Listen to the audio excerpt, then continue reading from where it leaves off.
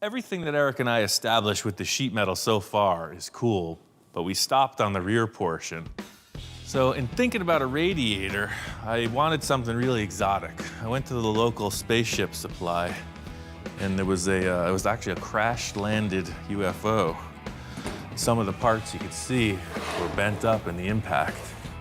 I'm telling the truth, this came from a store that has actual spaceships. It has satellites, rocket engines, the whole deal. When I saw this, I was thinking heat sink, like on anything like a radiator. The idea is air is blowing over some kind of fins to cool it. I definitely want to segment it, somehow fit it up to the rear of the car, but the first order of business is to cut it up. I got this whole assembly simply for these 3 shapes. You'll see it's like a flexible bellows shape, and I think stainless steel polished up to look real nice. I just got to figure out how I'm going to put them in the car. The whole thing with this is that it's a representation of a radiator. It's going to move coolant through it. I don't know how efficient it'll be, but the bottom line is it's got to look really awesome. So I just want to mock this up on the back of the car. It won't be tie wired in place in the end, but you can see that's pretty groovy. It's already starting to look like a spaceship. The thing is, right now you're just seeing these 3 pieces, but there's gonna be a lot of cool tubes coming in and out of the thing. So something will be coming through here into that, and it's gonna turn the corner, it's gonna turn the corner, and then go back out of the car. So it's gonna be like a whole crazy straw thing going on. It's gonna be awesome. Mark said he brought a surprise to help with the build, so I was curious to see what it was. He starts rolling in this thing, and I uncover it. Oh, it's a small block Chevy. Ian was pleasantly surprised because it's a V8. I mean, granted, it's not the prettiest thing you've ever seen. You know, it's kind of black and a little grungy, whatever. I mean, all we did was kind of pressure wash it off, got the grease off of it, whatever. But it's a strong running motor. I mean, if you look at the drawing, it's got the exhaust stacks coming out both sides, so the car needs a V8. He's concerned. What are you so concerned about? Do I gotta give you the pep talk? Well, we do a bit of quality control here, and the dog is giving me kind of the eyes. So he gives it the sniff test, he's smelling the distributor, he's checking the oil, transmission. What do you think? It's gonna be all right? He approves. No? Uh-oh, hold on, something with the transmission. Uh-oh. Like, remember what happened last time? I'm like, I know. On the last project I worked with Mark, he brought down an engine that had some hidden issues. I'm a little leery about this one, so I wanted to take a look inside. You know what happened last time? I looked in the valve covers and... Don't look in there. Oh, look, it's nice. And it's super clean, so this was a well-cared-for engine. Okay, well, I got a new starter on it, so it was a running thing. They told me it was running, so It ran don't great. shoot the messenger. I'm just a delivery I guy. heard that before. I have to prove it to Ian that, yeah, this thing works. Otherwise, you know, I'm never gonna save face with him ever again. So we're gonna mock it up into the Space Junkie. Put it in the car, and I could tell this is what it needed. That's the look, man. I think you're all right. You definitely, you got an eye for this, man. Look at that. Huh? That's Oh, yeah, freaking see, you have perfect. to have a V8. Yeah. It's got the look he wants, it's got the stance he wants, and Ian will paint it up, and it'll look like $1 million on the outside. I'm looking at the frame rails and the way that the exhaust ports are coming out. It's gonna look very much like the drawing, which is what we're going for. Straight 8 would have never have gave us this look. I do have another piece that kind of tops it off. But wait, there's more. There's more. Yeah, I surprised him pretty good with the engine, but you know what? That's not the big piece that's really gonna surprise him. I brought something else along. Ian's the creative master, and this is just sort of what I've done for him, and I'm hoping that he likes it, you know, so I got a bit of butterflies in my stomach going, is he gonna like it? Is he not gonna like it, you know? Mark walks in with what looks like a pillow. I think, you know, what is this? He's got sea cushions or what? Gas tank? It was a gas tank, Oh. but now Whoa. this is your air cleaner. Oh yeah, just like his drawing, man. That thing is nuts. I guess it's a motorcycle gas tank that he has taken the time to modify to look like Johnny's artwork. It's a big shell that has this mohawk detail on it and a bunch of cool vents. I could see he spent some time. It's just what it needed. I'm glad you like it and you can use it. I really like the fact that Mark made this, and just like the rest of the car, it's gonna get refined and evolved as it progresses. Now it's starting to look like a spaceship. So you got your radiator thing, you have two mohawks, you have the air cleaner. I could see it already. The great thing about this project is it started with Johnny Jalopy, continued with Eric, and now Mark's here. So it is all about the collaboration, meeting of the minds. This thing's gonna be way better for it. So Mark's little V8 adventure got me thinking we needed a really cool exhaust. So I went and I got 8 of these megaphones, supply shop here in town, and they have the flanges for the V8 engine. So I'm working on figuring the exhaust out. Mark is doing the intake. Mark hasn't had the best track record with engines, so I'm anxious to hear this thing run. He's a little concerned, so yeah, he wants proof of the pudding here. Okay, you brought me this thing, that's great, I appreciate it, it's in the car, but does it run? Ready? I'm ready.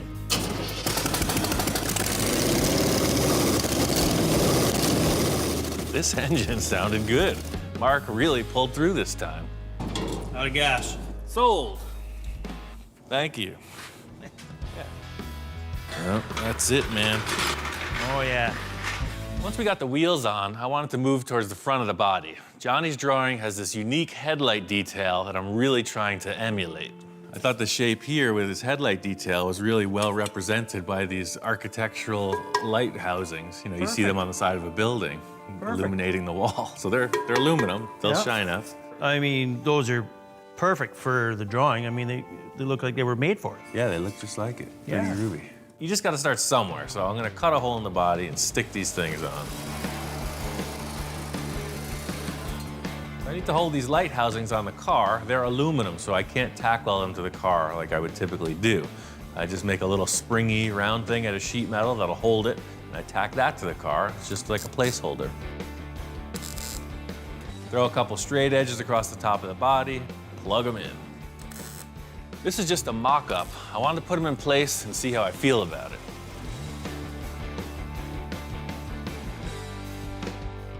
Stepping back and looking at the car, it's just not good. It's not okay. There's something terribly wrong. It's changing the whole look of the car. Once I mocked these up, I knew they were too big. I'd have to redesign the whole body to fit them, but Mark liked it.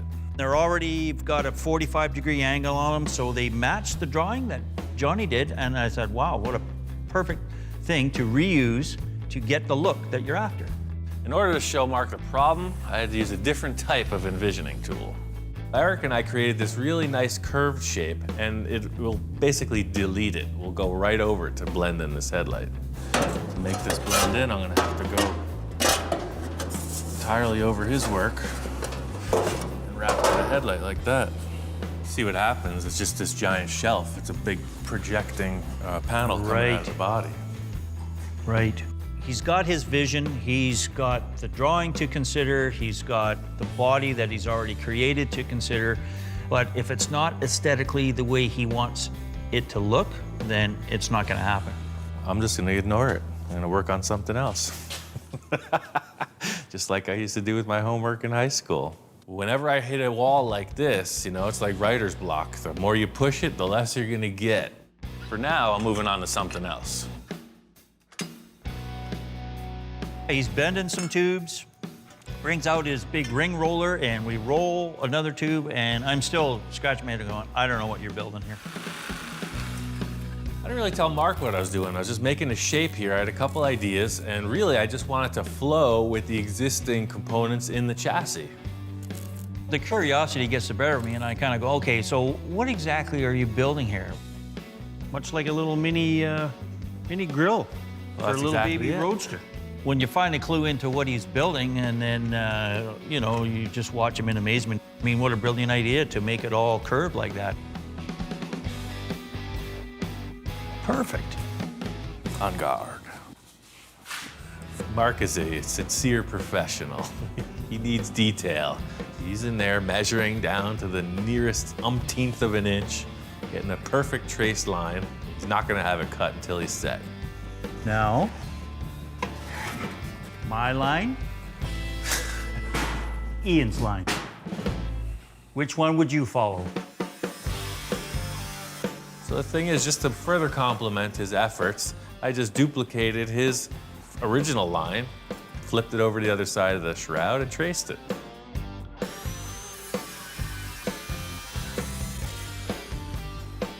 We put it back on the car and we accomplished exactly what we needed. That's cool. Yeah.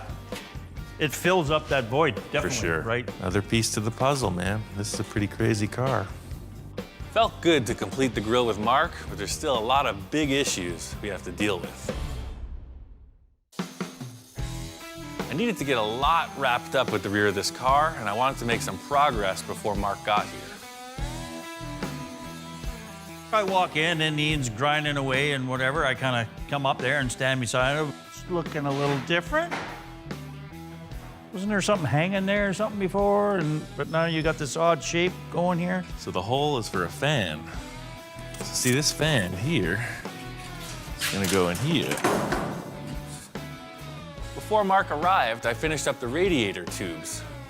I got a bunch of mandrel bends and I welded them in to finish the radiator design. He proceeded to pull out this radiator piece that he had construed together. So this is gonna go in this puzzle piece here. Laid it in there, and basically the name of the car suits it. I mean, Space Junkie, it is something from out of this world. It's kind of like a part of a reactor or something weird and funky, very spacey. Looks cool, I like it. Mark got the vibe exactly. It is something that will cool water, but it's more of an art piece. Flux capacitor, whatever, spaceship stuff. Mark's only got one more day to offer me, and I really need his help with something bigger than just the rear sheet metal on this car. So even though this is 1/4-inch plate, you're about to see efficiency in action.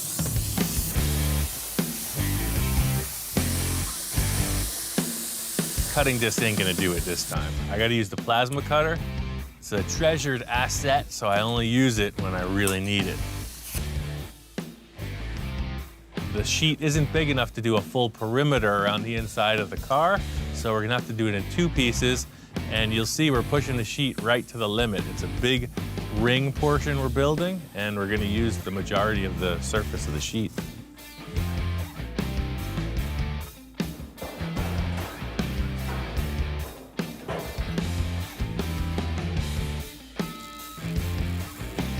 He took a pipe and he just sort of measured it out 1.25 inches, and he felt, okay, this is it. If we cut it wrong and if it's too short, we're starting from scratch again. Get a whole new piece of metal, and nobody's gonna be very happy. I've been kind of amped on this all day. I needed Mark's assistance. You see, it's a lot of heavy moving. You got it in place. I really want to see this bubble on the car. You ready, man? It's time for the test fit. I'm sure we did it perfect. So close. If I drop it, I'm running out the door. Very cool. Now she's looking like something. Yeah. That's cool, man. The whole thing was I haven't been able to see it until this point. It always had some piece of board in there, a couple braces. It's the first look at the vehicle, seeing through the interior. It's exactly what I hoped it would be. You know, it's looking more like the final end result here. Yeah, with the wood in there, you just didn't get the sense of it being such a cool thing. No, and to see through down into it and whatever, you know. Since I'm 15 years old, man, this is what I've been waiting for. The whole reason with splitting up a project into so many different tasks is just what we accomplished today. Is a little victory, charges up the energy, we see a good positive outcome, and it allows you to continue with the struggles you're having. Mark's got to hit the road, and so do I. There's an old school shop that might have just what I need to take this to the next level. I'm at Moon Eyes, the makers of spun aluminum wheel discs and a lot of other cool stuff. I called up Chico and asked him if he could set me up with a custom pair of wheel covers. I grabbed a rim from the car and brought it in the shop. All right, let's set it over here and take a look. Whoa, look at that. Yeah, that's the discs we did for Tesla, a 19-inch Tesla wheel. Chico says that this is like some kind of a prototype special edition for a Tesla electric car. And I know right away I gotta have something at least that special. So this is a 19, but those That's are 20s. That's a 19, yeah. These are 20 wheel, and it measures 21 and a half. Right. And let me see what we got. He brought out the standard disc, and that's what I thought I was coming here for, just in a 20-inch diameter. Apparently, just like me, they're always experimenting with different designs and styles. This Off the disc here, shelf. we Whoa. did, this one we did for Dodge Magnum, 20-inch This wheel. is a Dodge truck spare tire. That's what these are. These are Dodge pickup truck spare It might tires. just pop right on there. Oh, man. Hey, perfect. That was almost too easy. Uh-huh. Fitting that disc on the rim, it's like, this is what I need, man. Whatever it takes to make this fit, I'm on board. This is what the car's gonna have. This is even more space age than those regular ones. Those are moon discs, but these are like outer space discs. Yeah, those are, we named it Saturn. That's what they're called? Yep. Okay, Saturns, perfect. That's it, that's the look of the car, man. Yeah. The coolest thing about the Moon Eyes facility is that they have a full machine shop. Let me show you here. This is Manny here. He's been working with Hey, us for how's it over going? 10 years now. This is Thanks, Ian. man. Okay. I always wondered how they do this. Everything starts out from a flat piece of aluminum. See, that's what it would look like if I made the wheel cover. That's why I came Yeah. here. It was set up on that mold that we have, and it's from the 1940s. Apparently, nothing's changed since they invented this. You take a flat piece of aluminum, clamp it in the lathe, turn it on, and then push it into shape with this paddle.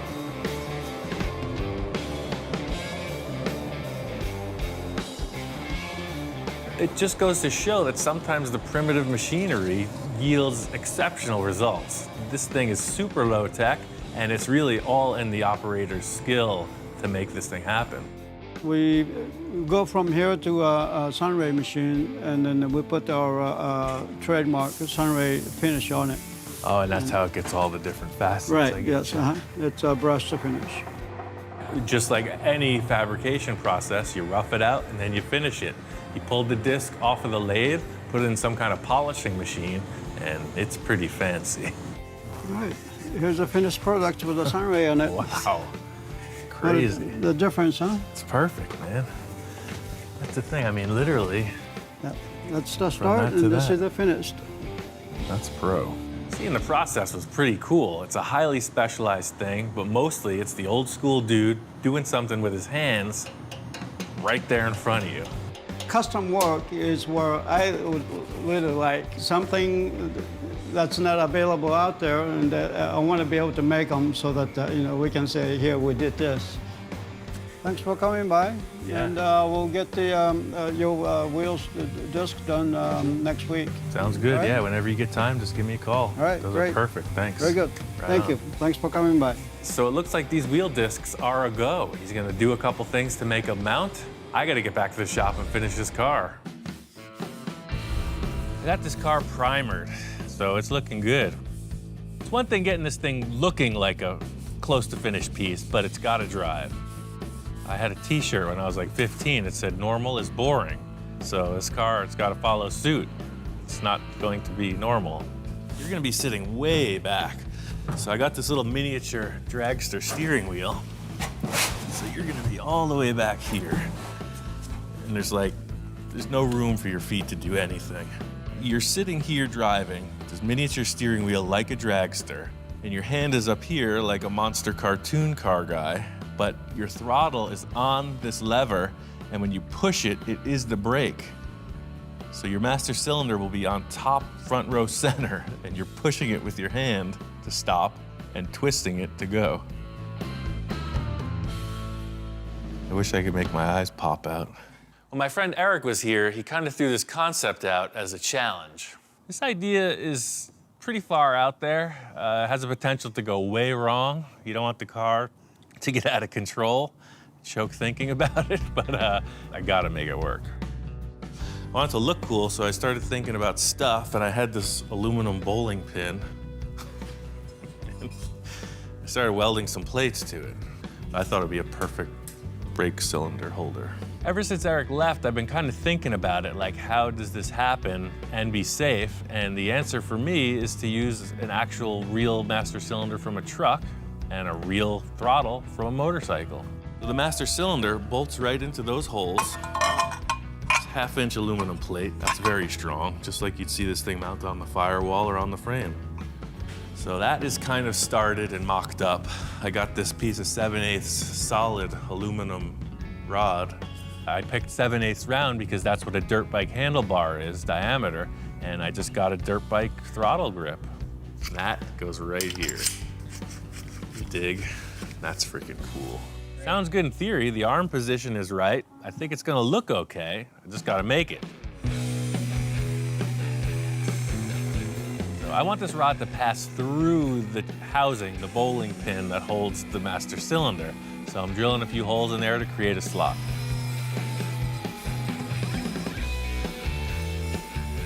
Thinking about the leverage I'm gonna need, I drill a couple holes in the body. The lever will mount below the floor of the car, and then the master cylinder will be bolted to the top panel. So everything's looking like it's kind of gonna work, but I want to cut this thing to size and just make sure it fits me before I build anything on it. Come on, you gotta check this out. This is gonna be epic. Quality control, I gotta just make sure everything is jiving with the higher powers, and I'm just gonna show them the idea. You understand? It's pretty simple, but it works. I could see the concern in his eyes. He's got 2 long drool strings coming out of his cheeks, and that automatically is a cause for concern. And then he's given the shifter in the eye. You're not impressed. You're concerned? It looks unsafe? Don't drool on the primer. Proof is in the pudding. It's seeing a project halfway through. You don't know where it's going, so I'm gonna prove it. Just need a little more time. He's just checking out the block sanding. He's not very impressed. It's gonna get better, man. It's all a process. I got a plan. I'm on a mission. The dog is gonna go do his thing. When he comes back, it's gonna be on. I'm gonna make a little shape here with a hole and a pin. Put it together. It's all about just getting a few tabs in place just to mock this up before I can really go forward with it. The whole thing with this is that it's aluminum. It's gonna be all finished and detailed in, similar to the Mohawk on the bubble. So just using the TIG welder, gonna fill in a lot of aluminum so that I can grind it back and it'll still be strong. Working with a client, there are parameters. There's always a budget concern, a time concern, and then whatever their idea is. I don't have any of those with this project. Sky's the limit. No, this is kind of the theory. It's gonna take a bunch more brackets underneath to make it function, but you can see it's very much like a brake pedal in your car. There'll be a pivot you push, and this rod, which will be adjustable, pushes on the master cylinder. I'm sold on the idea of this thing, but I gotta get underneath, get all the pivots in place, and then give it a test run. Got this brake lever mounted. I pulled the engine and transmission out of the way so I could get underneath and build a structure.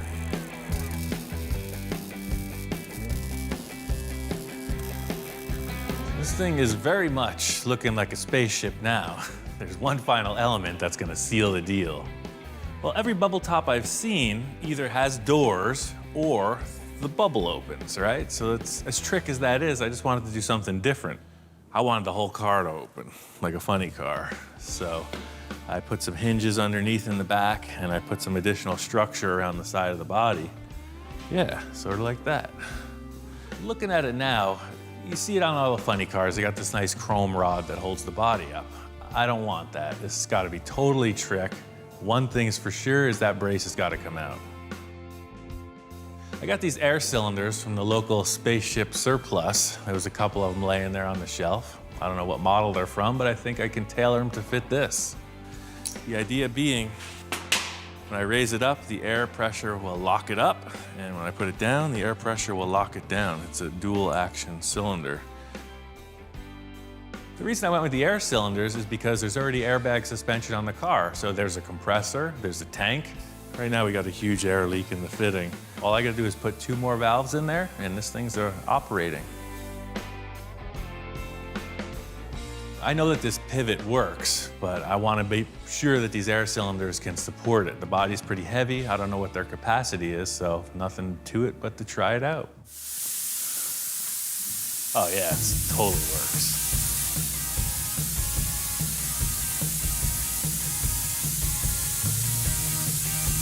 Yeah, see, it's almost neutral.